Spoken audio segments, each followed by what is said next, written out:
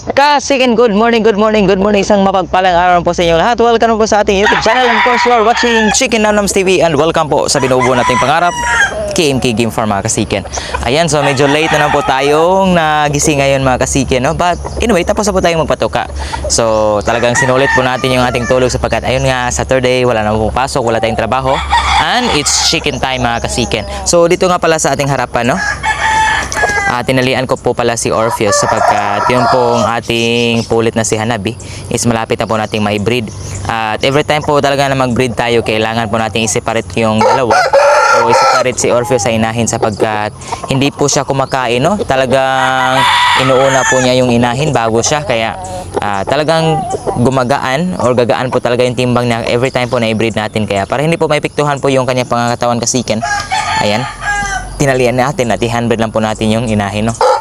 At dito nga pala, ayun, wala na po dito ang ating devil blues, no? Sapagkat ayun nga, medyo humina po yung kanyang kain sapagkat parang mayroon pong nakabara sa kanyang lalamunan. Kaya ayun, on treatment na po yung ating devil blues mga kasikin. So bago nga pala ang lahat, shoutout nga pala sa atin pong solido pong subscriber, follower natin, Kuya Rick Vlog. I-follow din natin Kuya Rick Vlogs.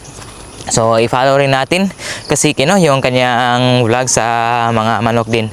At ngayon nga pala, sobrang excited natin, sobrang saya sapagkat kahapon po nagsimula na po mamisa yung atin pong mga blues na basilan. At good thing po, yung i-check natin sila kanina sa ating pagising mga kasikin, mga 5 AM siguro.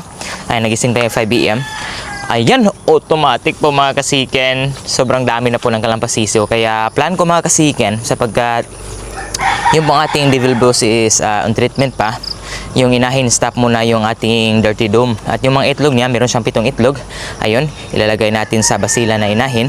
At yung mga pasiso ng ating basilang inahin na blues, isa lang po yung inahin na padadalhin natin sapagkat sabay po sila namisa. And then meron ding isa tayong basilan na namisa rin, yung itim, na ayun, pinadalhan din natin ng itlog na shamo. Kaya siya lang po lahat ang magdadala po ng mga pasiso. So ngayon, kukunin na natin mga kasikin para ma-transfer na po natin. Dito natin siya ilagay, oh. Mayroong bakante dito na lagayan. So dito natin ilalagay yung ating bagong pisa, no? At the same time, dito ongoing pa rin po sa paglimlim itong dalawa, no? So ayan, nilagyan ko na po. So bali yung itlog niya dito is mga puti na po ito mga kasikin, tingnan nyo. Ayan, sapagkat sa devil blues na po yan. Hopefully may mga laman at limliman niya kasi minsan kumakain din po ito ng itlog.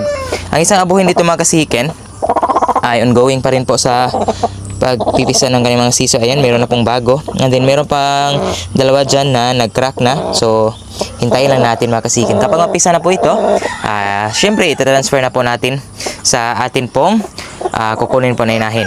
So dito tayo, samahan niyo ako kasikin. Kukunin na po natin yung atin pong mga pasisiyo. At syempre meron tayo dala ditong basket, no? So mabilisan lang po talaga yung ating vlog ngayon sapagkat ayun, malapit na namang umulan mga kasikin, no? Kahapon is grabe na po yung pag-ulan dito.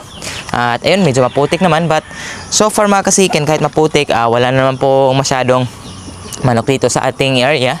Ayan, no, talagang wala na sapagkat kinulong na lang din natin yung mga natira natin ng mga asil, no? So nandito sila ngayon, no? Ayan. So yung dalawa na lang natira. At ito pa, isa-isa lang natin mga kasikin sapagkat ayun, sa ngayon ay brinidin natin sila sa ating mga American fowl. So dito tayo. Ayan, lumabas po yung mga inahin natin na mga naglimlim, no? So silang dalawa, ang ating asil blues at saka yung ating isang basilan. Ayan, sila na lang po. Dito po sila, oh. Ayan. Okay. Andyan po yung mga itlog, sobrang dami. Malapit na rin po itong mapisa mga kasikin. And then dito rin, sobrang dami mga itlog, no? So hopefully may mga laman lahat yan, no? So nandito na po yung ating basilan mga kasikin, no, na namisa. Ayan po siya. Sobrang dami ng pasiso. Unfortunately mga kasikin, meron sanang isang itlog ng shamo na malapit din mapisa, no? Pero hindi po nakalabas. Unfortunately, sayang. Disgrasya po. So talagang tatlo lang po yung shamo dito kasikin, no? The rest mga basilan na. So nilagay ko pala yung mga sisiw ng basilan para akalain nitong ating basilan na mga offspring po niya yung nandito sa loob, no? Ayan. Okay, so ngayon kukunin na po natin sila kasikin. Meron ako nakita dito na special kasikin, no? Tingnan natin. Ayan, abuhin, oh. meron namang balhibo. So ito po talaga yung old line natin, no? Kay Basilio. Meron pong balahibo yung mga paa. Feathered po mga kasikin. At every time po na may bibili sa atin, akala nila Brahma po yung binibinta, but hindi po mga Brahma. Talagang feathered lang po talaga yung mga paa po ng ating mga basilan. No? Ayan, sige. Ilagay na natin dito kasikin.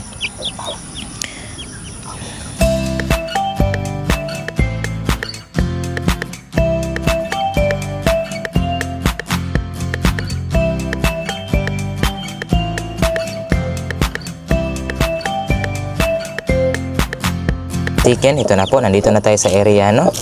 So ilalagay na po natin yung mga pasisyo natin dito para malagyan na po natin ng patoka sila. Ayan, 2 4 6 8 10 12 14 and 15. So nasa 15 piraso po kasikin. Tatlo po dito ay mga shamo. Ayan, ito po, mga shamo po ito, anak po ni Hanabi at saka ni Perseus, no? Ayan. So Dumpo Jutako po ito kasikin. But ito mga sisyo na to mga kasikin, meron pong buyer na gustong bumili dito kasi nagpa-reserve na talaga siya. Talagang gusto niya. Ay nako. So sayang po yung isang paa ng ating shamo kasikin, no? Ayan, damage po, oh. Tingnan nyo. Okay. Ayan po sila. Ang gagawin lang natin na kasikin, ihanda po yung kanilang patubig at syempre yung patoka para makakain na po sila. So kukuha po tayo ng plywood siguro, no? Para paglagyan po ng kanilang patoka ng kasikin. Okay, so balik kasikin, dito lang muna nilagay natin yung patukano sa lupa kasi kung plywood po yung paglalagay natin baka kaskasin po ng inahin. Ayan, matamaan po yung mga pasisyo, baka madisgrasya. Kaya ayan, medyo maliit lang din po yung binigay natin na patukano para kahit pa paano maubos nila kasi practice pa ito mga kasikin, no? Tinuturuan pa ng inahin natin yung mga sisiyo niya. At kapag bagong pisa po palang sisiyo kasikin, yung ginagamit po nating patubig is ito pong tubig po na may molasses, no?